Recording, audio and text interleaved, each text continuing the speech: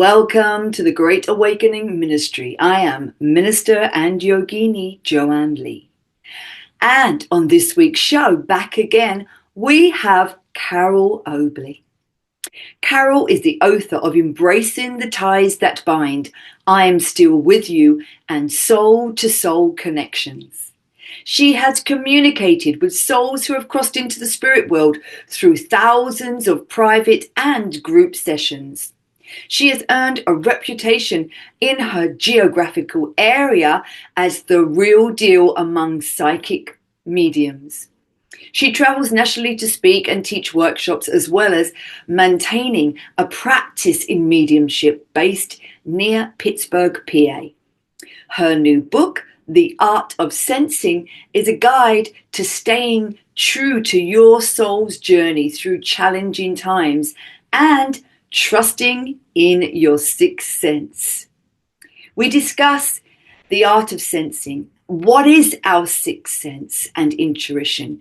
The difference between the ego personality and the soul, and the importance of spiritual awakening of every individual soul for global transformation.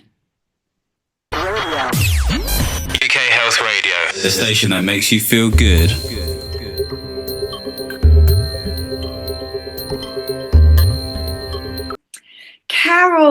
Carole, welcome back again to the Great Awakening Show. Thank you so much. Great to be here. Lovely. And with your amazing new book, The Art of Sensing, a guide to staying true to your soul's journey through challenging times. Wow, this is so needed at this time. I think you must have felt that when you were writing it, But sensing, can you tell us, Carole, what do you mean by sensing? What is our sixth sense? Well, our sixth sense, most people equate that with intuition. I kind of have two definitions of sensing or, intuition. One is what most people think of in the popular vernacular as that gut feeling and inner knowing of, I don't know why I'm feeling this, but I'm sensing it, and I feel as if I need to do this or that or avoid this or that.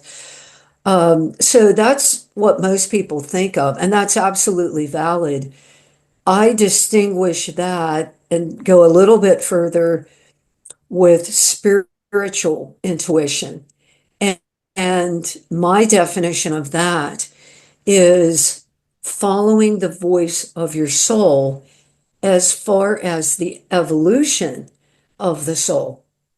And, once we do that, and there's a concept, and I do write about this in The Art of Sensing, it's the concept of surrender and surrendering to that still small voice. We've all heard that used, that phrase, and sort of getting away from the rational mind of the way we think it should be, the way we believe our life should be, through our either indoctrinated beliefs or beliefs that we've picked up over our life. So the difference for me is following spiritual intuition is paying attention to and trusting, another important concept of trusting that voice of the soul. That's just beautiful, because that is so, that's the evolution, isn't it? To trust in that voice. But sometimes, how can you differentiate between the voice of our soul, which is our true self, and the ego? Because every day we have a choice to go with the true self. Yeah, we have a choice to make, or to go the thoughts and the feelings of that true self, or to go with, the thoughts and feelings of the ego. That's very difficult. How can we differentiate between the two?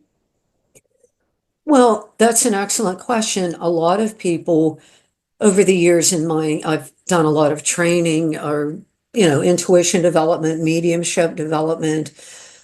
And that is probably the number one challenge that people have.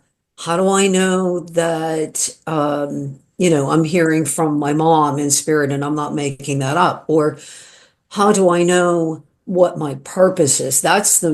I call that the $1 million question that most people have asked me through 30 years of being a professional medium is, how do I know and differentiate? So there's a lot of guidelines for that, but just to give, a synopsis of it, the ego really comes from a space of the little self and the limited self.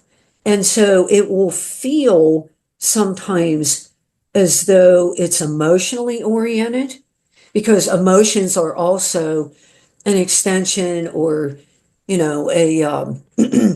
a radar of our desires. And that's all coming from the ego. And so it will feel sometimes maybe a little bit limited or small, or there's a timeline. And, I'm always telling people this physical plane is the only place where we have the construct, and it's an artificial construct of time. Mm. In the spirit world and in the higher realms, there is not time. So, if we want, for example, and I'm using my own life because I'm from the school of hard knocks. I learned the hard way. Yeah. And I wanted this or that. I wanted certain things in my career of being a medium and a writer. I wanted them, at this time and this date.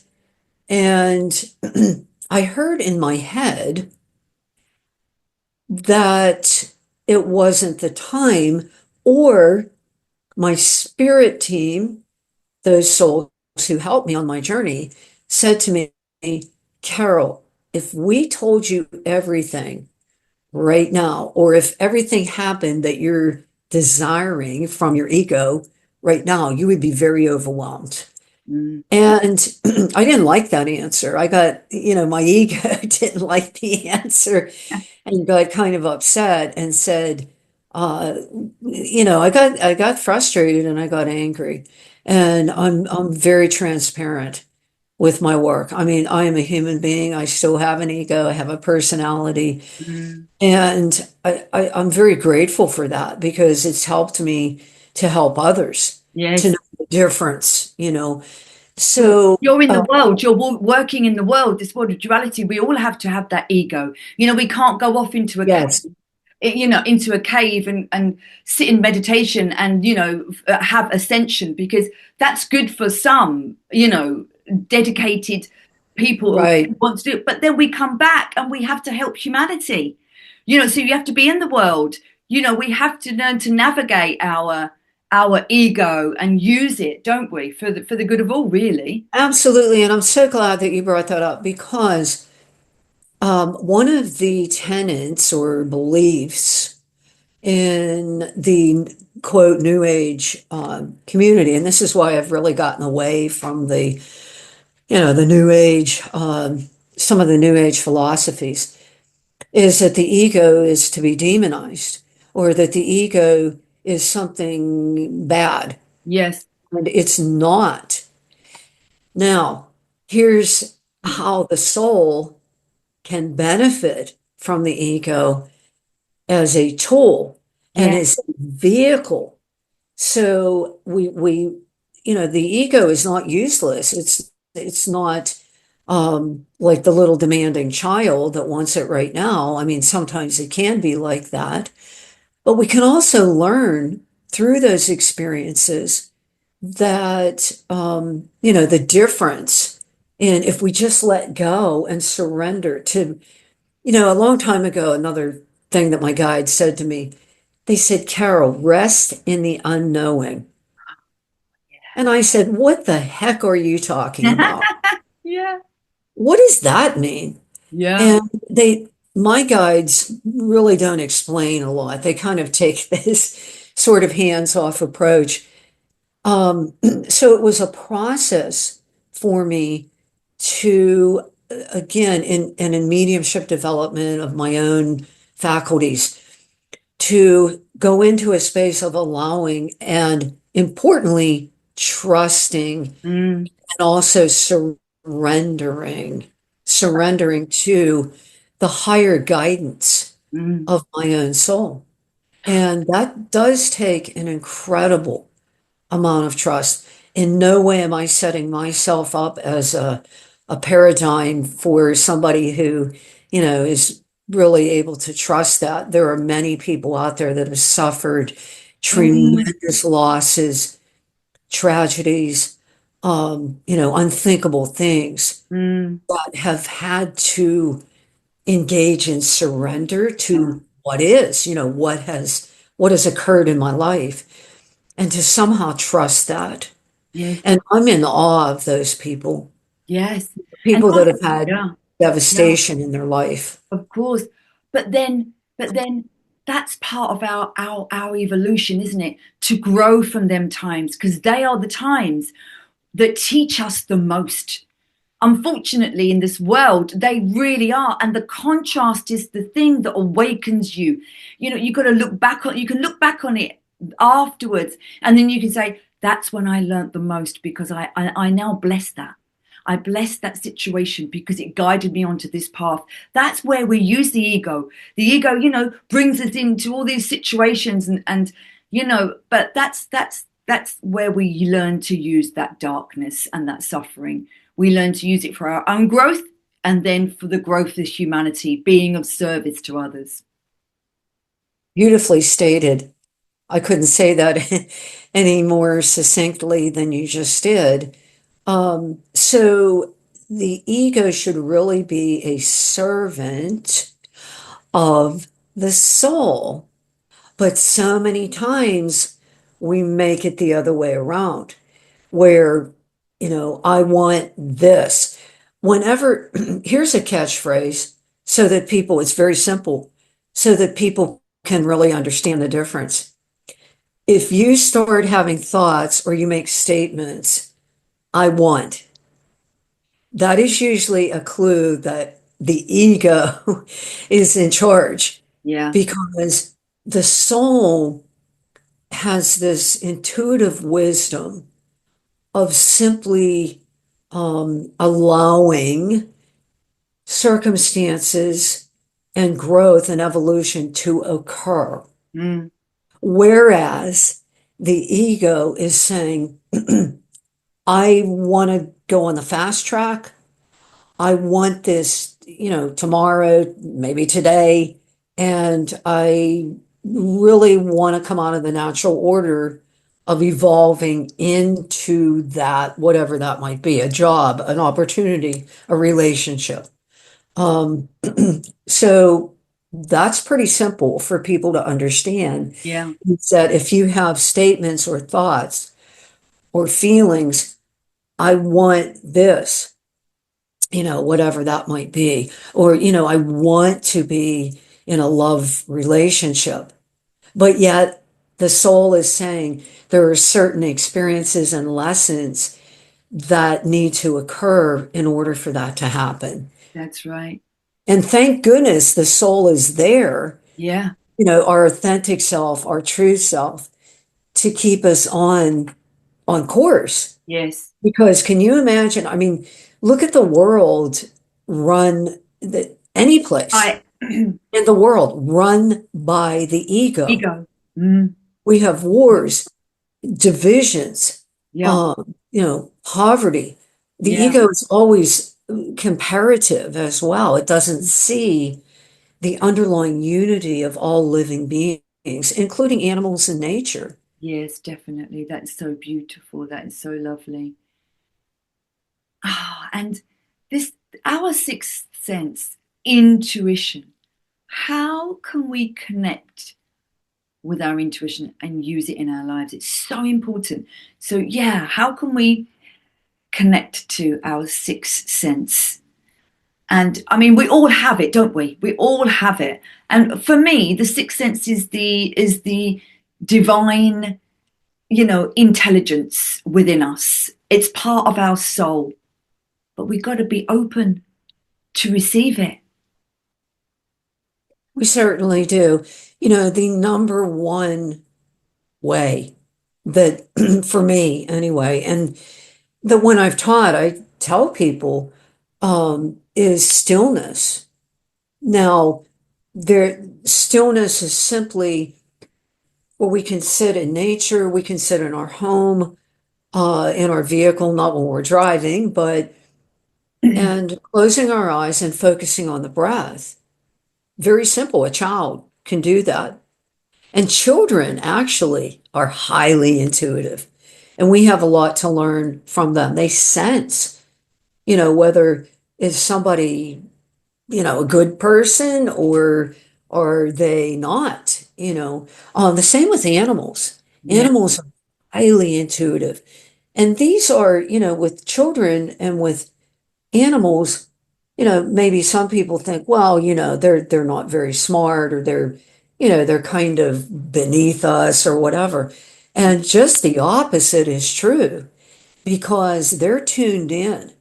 And until a child is around 7 years of age, when school begins, and then we're taught, no, you got to put that away. You Yeah. have to start learning things in the rational mind.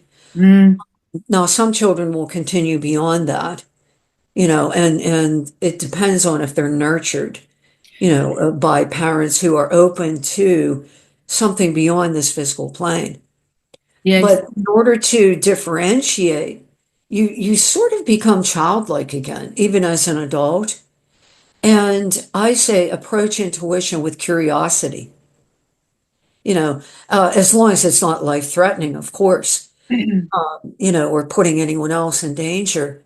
But let me see what happens if I surrender. And I'm going to go into that space of allowing Mm. and simply allow the soul to guide me. Mm.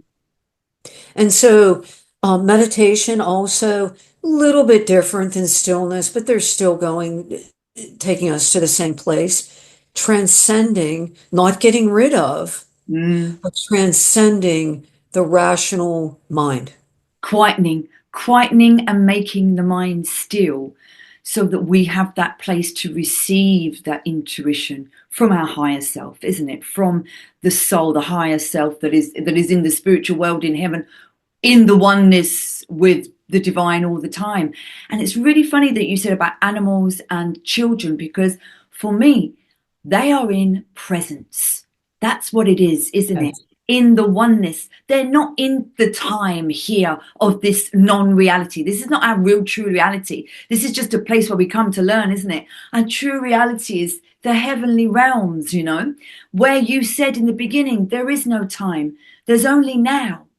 So, There being, is only now. yeah. And that is, for me personally, that's a somewhat of a difficult concept Mm. because see the spirit world, working with the spirit world as I have for 3 decades, I've learned so much and I've tried to share that with people through my books. This is my fifth book. So the previous books really focused heavily on the healing nature, the healing tool of mediumship. Mm. And not only how that helps people to reconnect with the indestructible bond that Mm. exists between souls, but also to have them understand that they too are an immortal soul Yeah. and that they too will go on after leaving this physical realm. So, that is something that I believe is sometimes overlooked with the healing value of mediumship is, oh, my mom, came through the conduit of Carole and she gave names, she talked about memories, she, brought things up, she gave me messages and about my life today. So that's really important to know that that bond is indestructible. But there's also the knowledge, if my mom can do that, I have nothing to fear. Yes. And I'm an unlimited soul. And I have right now, because The future we can't hold in our hand, can't hold the past in our hand either. You and I and everyone out there has right now. And Yeah. in the spirit world, it's always right now. Right now. That's so beautiful, isn't it? And the most important thing that you said there is to so many people fear death. And if you fear death, you can't truly live. You know, it's so, and for everyone to know that there is an afterlife, reincarnation, you know, we our soul goes on in celestial, melodious, beautiful ways that we could even dream of, you know, in the afterlife. There is, you know, only beauty in that place. To not be scared of that moment, and to be also, it's to be the yogis, the ancient yogis and the rishis. They prepare for your departure. You know, preparing for that moment of death is so important. But what you're thinking and feeling at that moment levitates you onto whichever realm, you know, the lokas, they say the seven heavenly realms that it exists in this, in our realm, you know, that you can go to. It's really important. So to take that fear away. And also, I think to take the fear away helps you to connect with your sensing, with your intuition, doesn't it?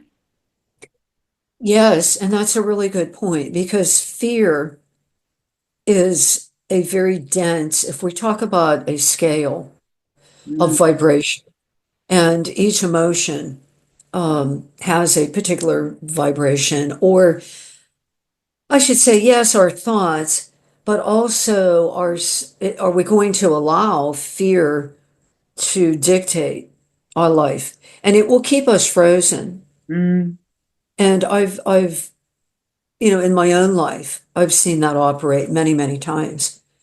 And in clients' lives, people, recipients of readings, mm, and how they can remain frozen, whether it's with a relationship, fear of being alone, fear of stepping out of a comfort zone with mm. their abilities, their skills for a particular job.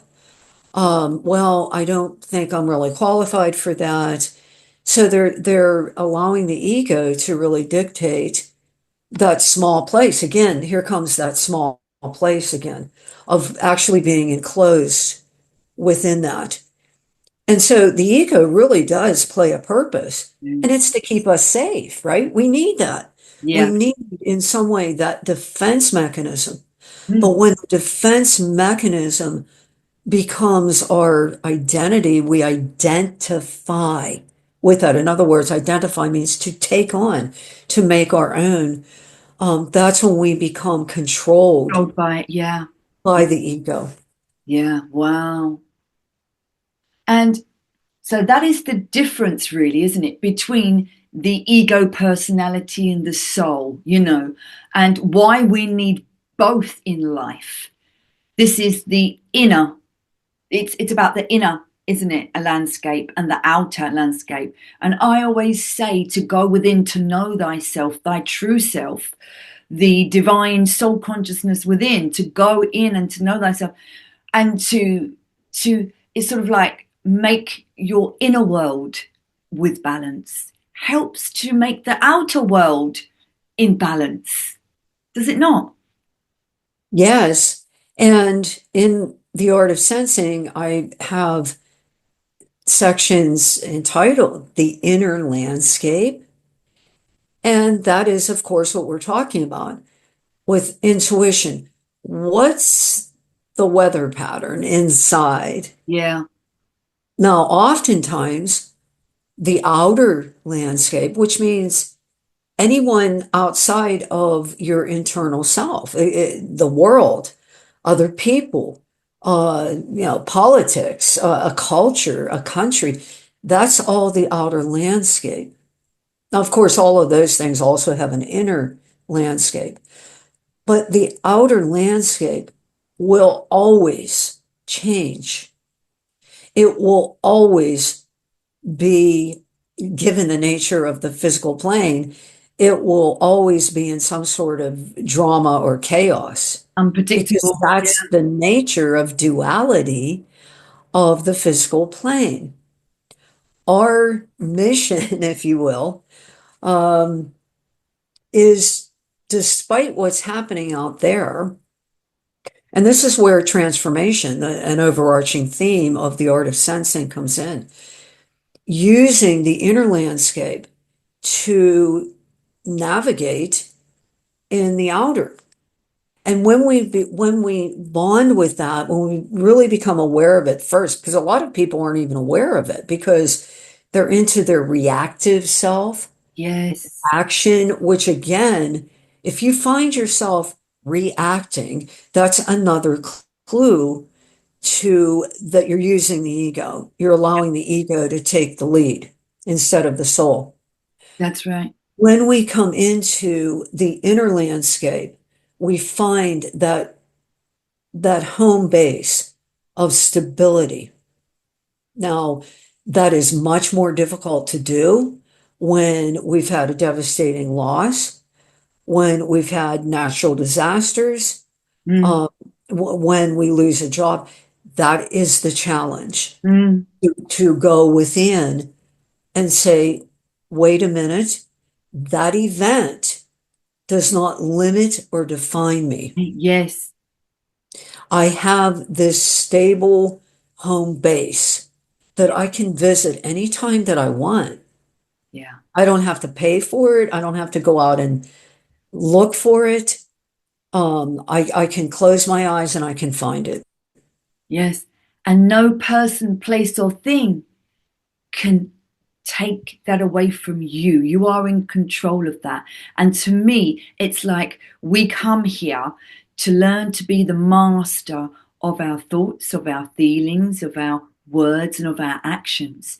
You know, to have mastery over them, so that number one, they don't cause any more reaction, which causes more karma to come back to us because it might hurt another Yeah. person. Yeah, that's when it comes back. And also to not to keep us in that place of balance and wholeness, so that it doesn't matter what's going on out there, it cannot affect our, no person, place, or thing can affect our emotional state. And that's mastery, isn't it? That's of, you know. It is mastery. I'm thinking from Christianity when Jesus said, the kingdom of heaven is within. Now, Jesus often spoke in parables and and highly symbolic language. And he would use those for teaching purposes so that, bringing down these maybe sort of elevated spiritual concepts so that the average individual could understand. And those teachings are still, of course, relevant today. So what he was really saying was the kingdom of heaven is not out there. Stop looking out there, or even stop looking for, oh, when I die, I'll go to the kingdom of heaven. He is saying that the kingdom of heaven is here now for each person, and that is readily accessible for each individual. But Yes. you have to be open. You have to have your heart open.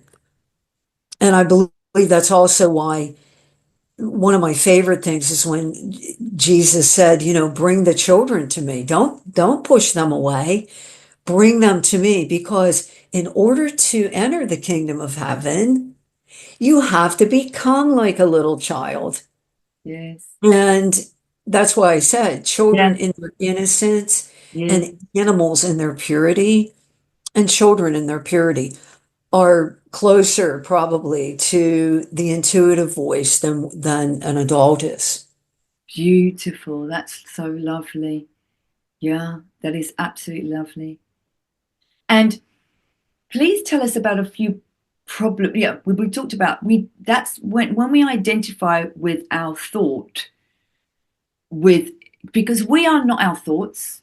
We are the soul consciousness behind our thoughts and feelings that are just energy, that the emotions, and they can come and go. So once again, just stepping back and being in that calm mastery place where you can see, the thoughts and feelings, where you can see that thought is going to take you into that thing, or speaking that word is going to take you out of that wonderful alignment that we've just been talking about, where your intuition takes you. So that is, isn't it? That is so, that is the true self, the true self soul, is it not? Inside. And that's what It he was is, and talking about, wasn't he, Jesus? that's why I suggest to people keep it simple as far as meditation. I can't tell you how many times people have said, I can't stop my thoughts. Yeah, You're never going to, that's the impossible dream it is. because the mind is doing what it is designed to do. Yes, And think. that's to think. However, when we get quiet, the idea of mindfulness, and I'm a huge proponent of mindfulness, what does that mean? Well, it's really kind of a misnomer because we're not going into our mind. What we're doing is we're acknowledging our mind. And importantly, and this is where people get misconstrued with this, um, we're allowing thoughts to arise, but we're becoming the observer of those, as That's you right. said. It's sort of like I always use the analogy on a beautiful summer day.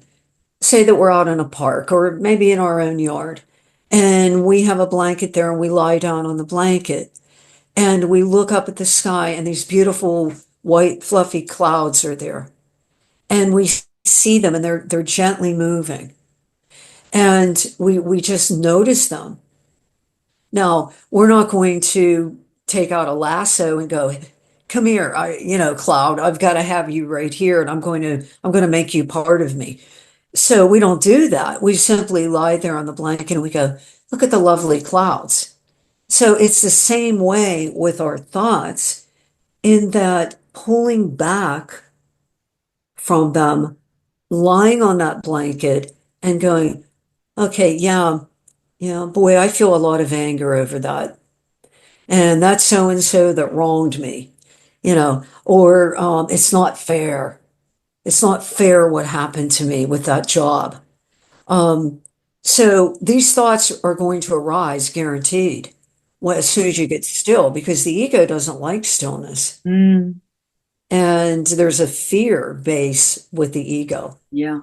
So what we do is take it along, we take it by its hand, and simply focus on the breath and allow that arising to happen with the soul self.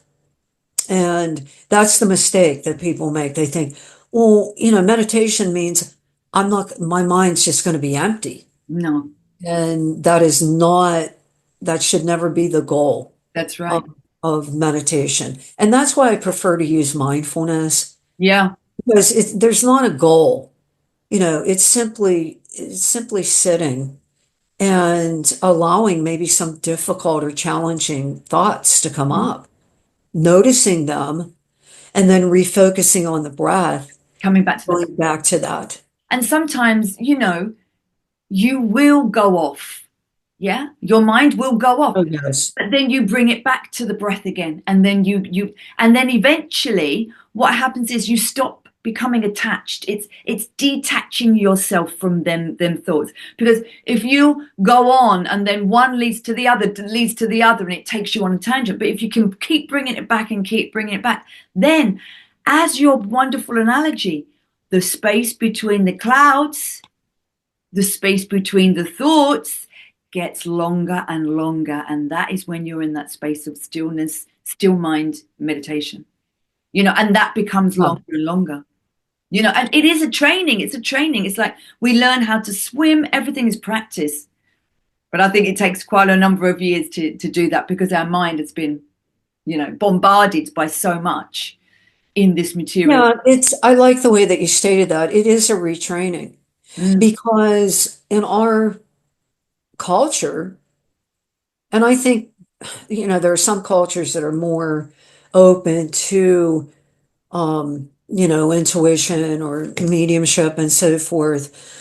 But we're really taught from the time we're very young. That's why I said with children, usually till about the age of 7, when they start Mm. school, 6 or 7, we're taught, put your imagination away. This is time to get real.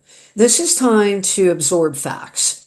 This is time now that you learn about mathematics, you learn about words and, putting words together and writing and all of this.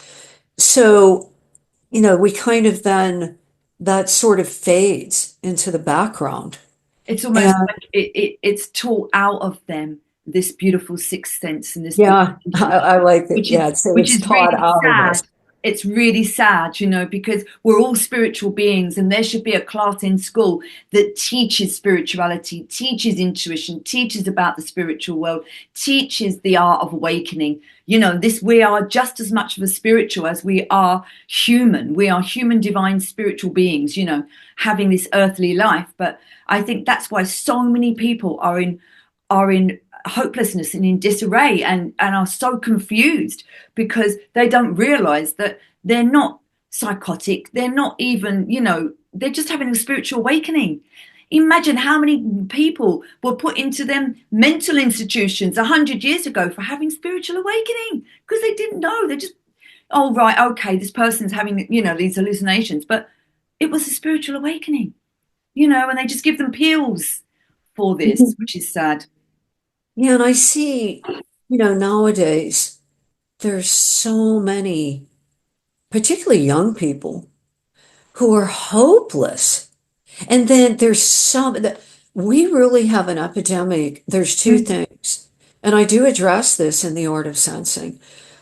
Depression, loss of connection with purpose, drug addiction, and suicide. So what really prompts someone to say, I don't want to be here anymore. I'm going to take my own life. And I believe my observation is that there is that complete loss of connection with the soul, Yes, with the intuitive processes exactly. of the soul. Yes. We're at an epidemic Mm. of all of these things right now.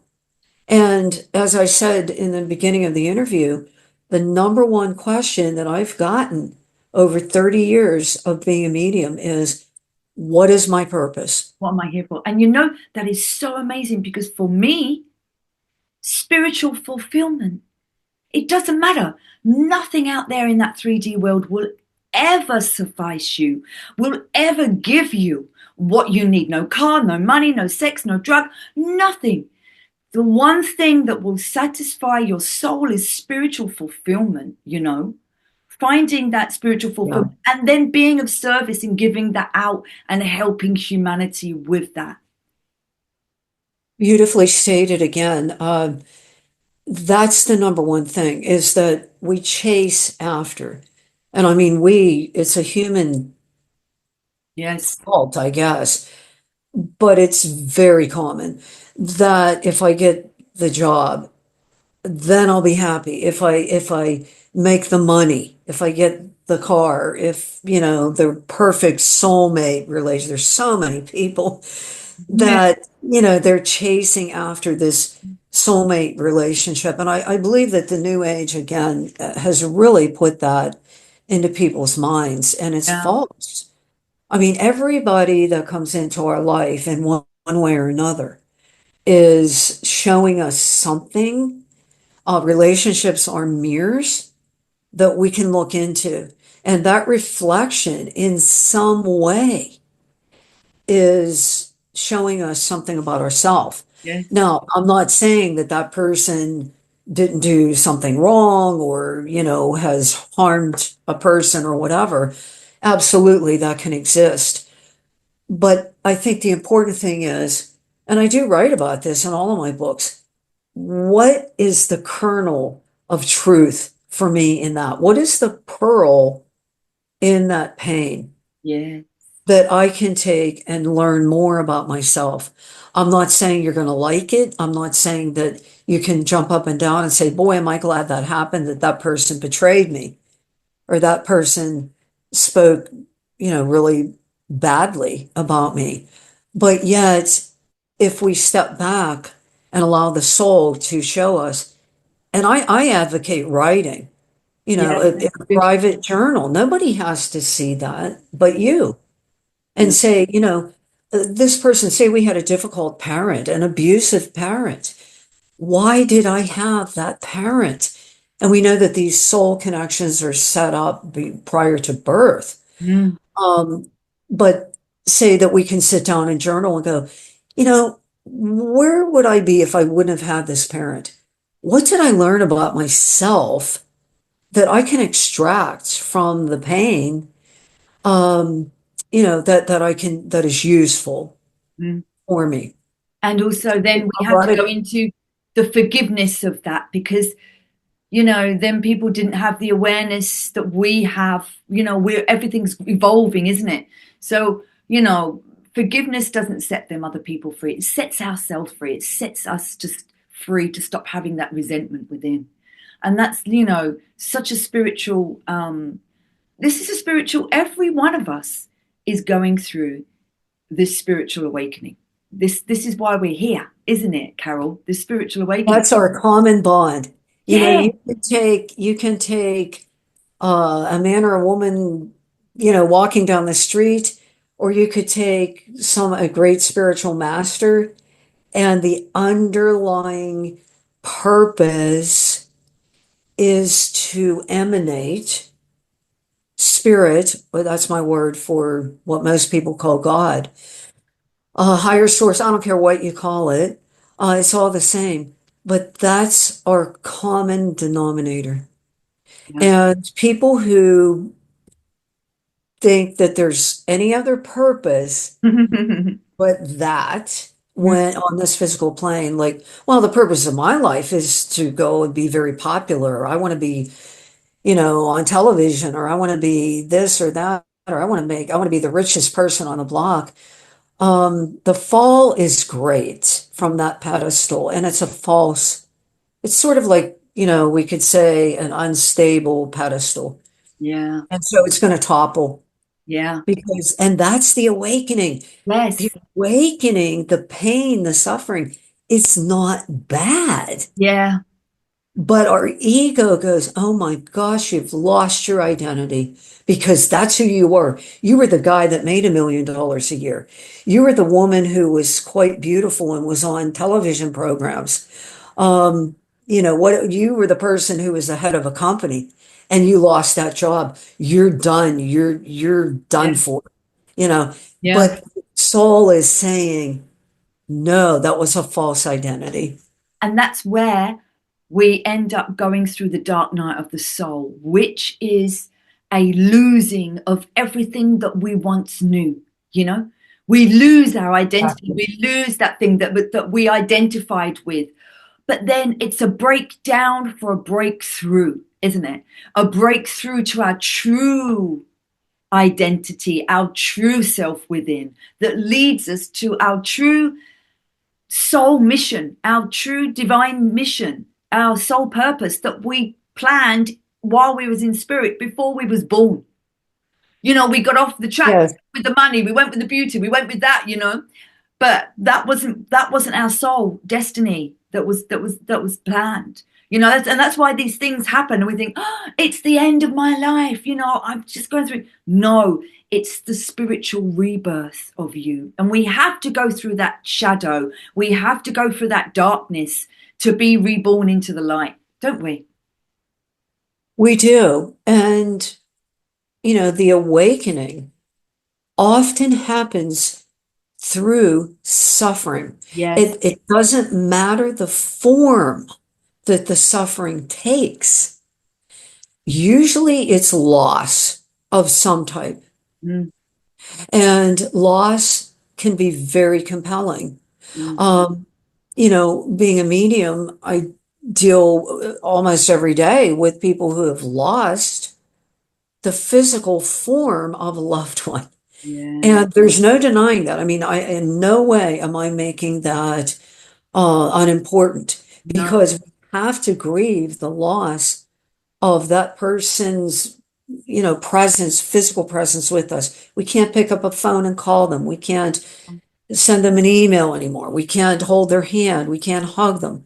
So we need to go through that grieving period of grieving the physical loss. Mm, But through that, mm, we can awaken to, oh, there really isn't a loss because the spirit, my mom's spirit goes on, my child's mm, soul is right here with me. mm. And, in the case of people who have lost children, it's absolutely devastating to them. And part of that is because it's out of the natural order Yeah. of things, because we don't expect our children to predecease us. Yeah. So I'm in awe of those people Mm, who have transformed themselves and used the death of a child, for example, mm. to grow Yeah. spiritually. So it's Wow. through, it could be a physical loss, it could be the loss of identity. Mm. Joanne, it could be the loss of my body in that there's some horrible disease. I Yes. can't walk anymore. I can't use my limbs. I mean, how many times have we seen this Yeah. with people, even some, famous people or movie stars or, people who, end up with ALS or some other highly debilitating disease. So, and here's what I have learned, that through the suffering of loss, is the opportunity to find out who we really are Yes. and to really awaken to that part of us that is not the body. Yes. And it was the perfect way Mm. that the soul chose before uh, coming here to the physical plane Yes. to evolve. Yeah. Because Now, we're not going to remember that. We're yeah. not going to remember that on a conscious level. Mm, mm. But I look at that's another group of people that I'm in absolute awe of, that they're able to continue on, that Yes. somehow they reach out and help other Other people people, yeah. through their disability or through their And physical. they become, it's a spiritual awakening. They were too much in the material. They were going on and and that caused them, that suffering, that contrast caused them to awaken in that spiritual way and then to help others. I think it's just admirable. It's beautiful. That's what the dark night of the soul is, isn't it? To come out the other side. Yeah, in the art of sensing, I've written about what is the dark night? Mm, What is it?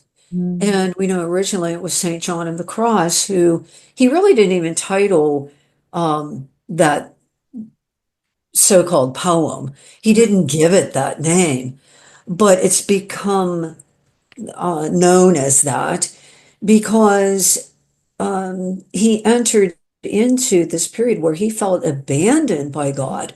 He mm. felt alone and separate. Here's the ego again. You're Yes. separate. The ego sees separateness. I feel so alone. I feel like God is away from me. Mm, When the truth is, God is in the breath, every breath that we take. yes. God is in that. Why? How? Because God is the life force. That's right. Spirit is the life force that animates every cell Mm, and every leaf and blade of grass in nature that's is part of that totality.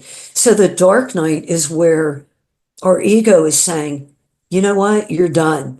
You're dead inside. You're alone. God doesn't love you. You're separate from God.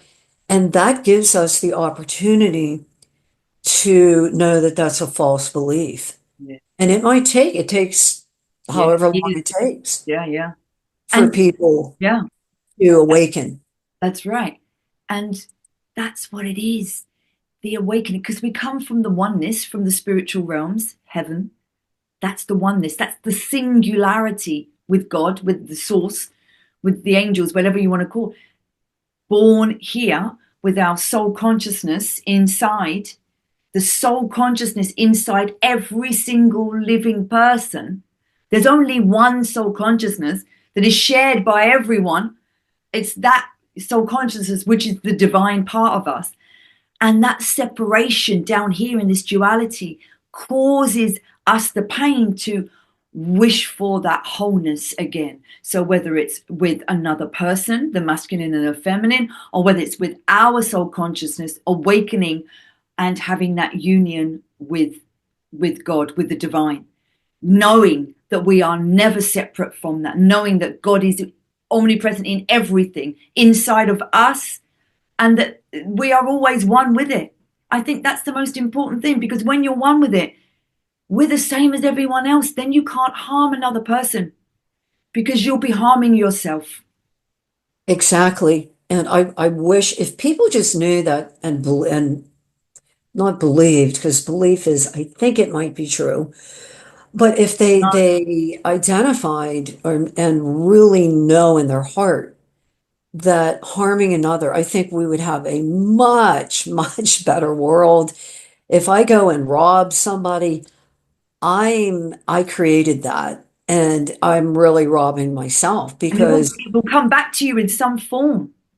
by through another chapter in the art of sensing, which is about natural laws. And that is one of them, that what the law of karma, Yeah. What you the give, so shall natural you law. receive. Yeah. Reap.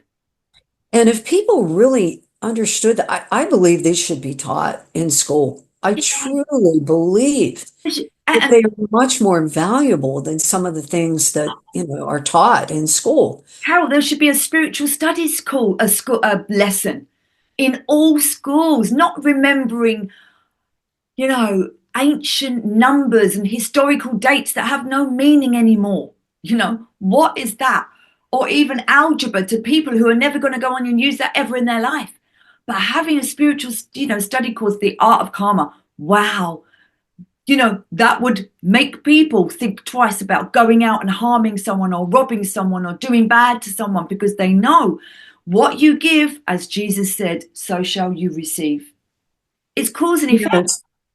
And really, all of the great religions teach that, sort of, well, the golden rule, right? Do unto others. It's that simple. Do I want to receive, would I want to be robbed? No. So I'm not going to rob someone else. Would I want to be abused and struck or killed? Mm, No.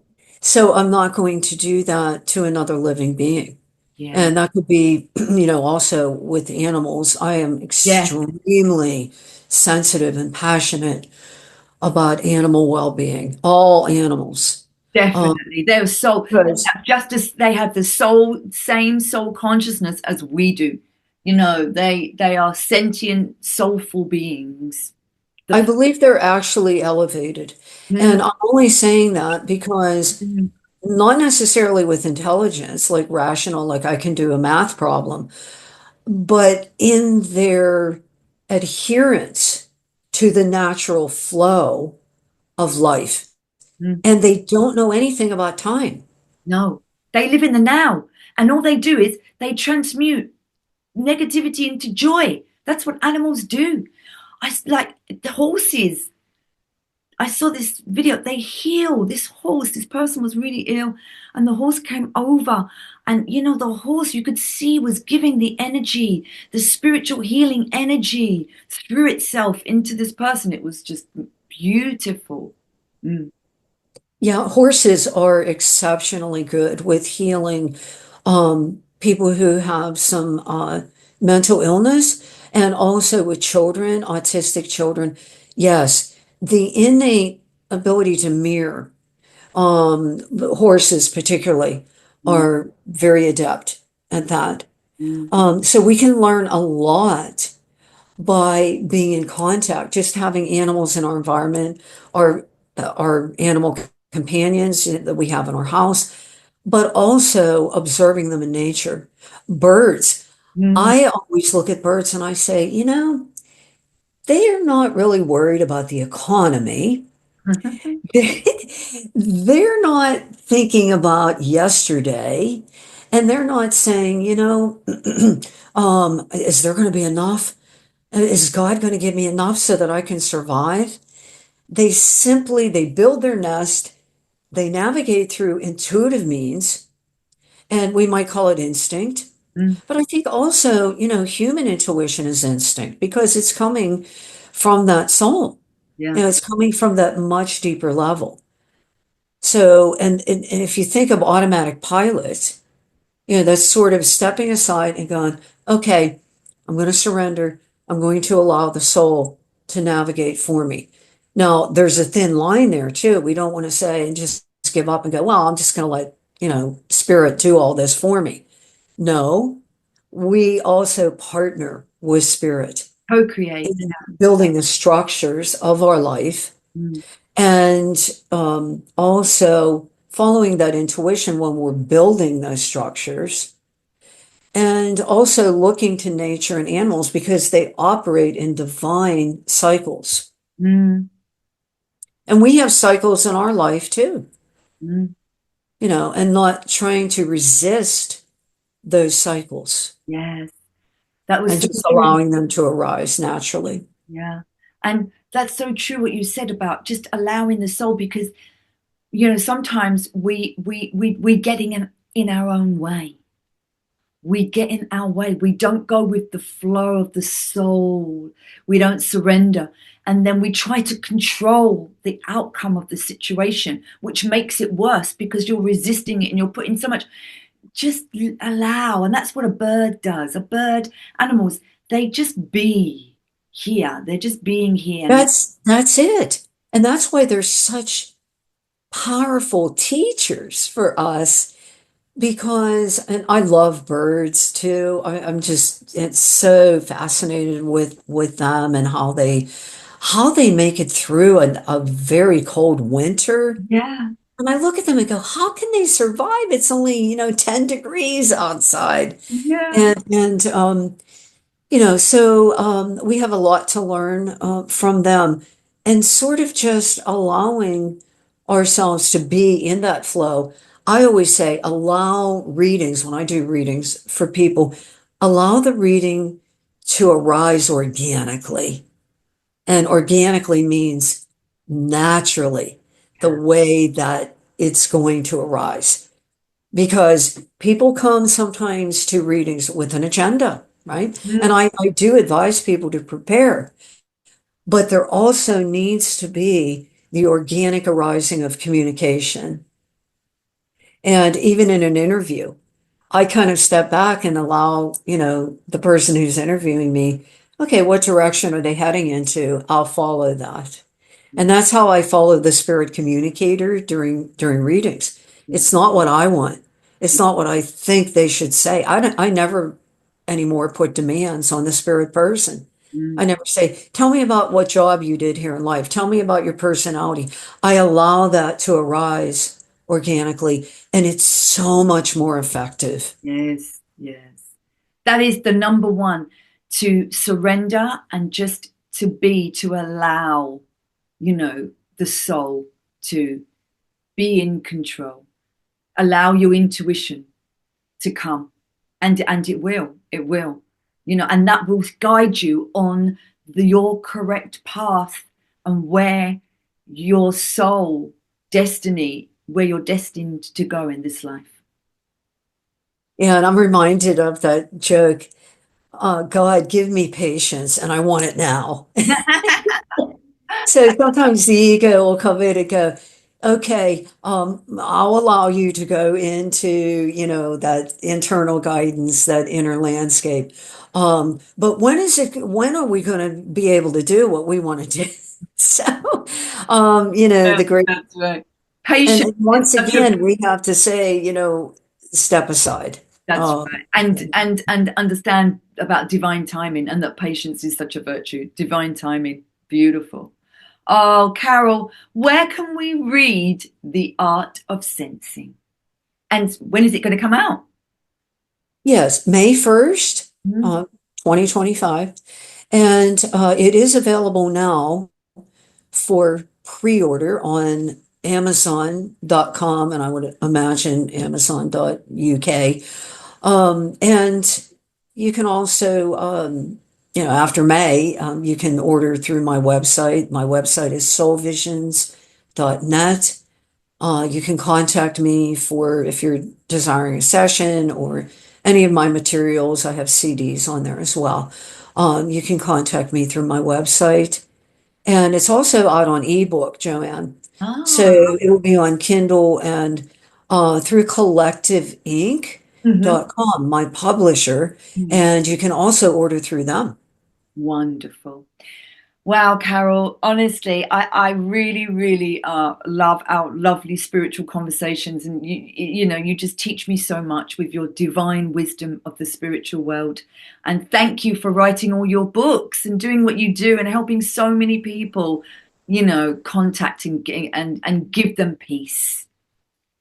Thank you. And likewise, I'm always, this is, I don't know, maybe our third interview. Yeah.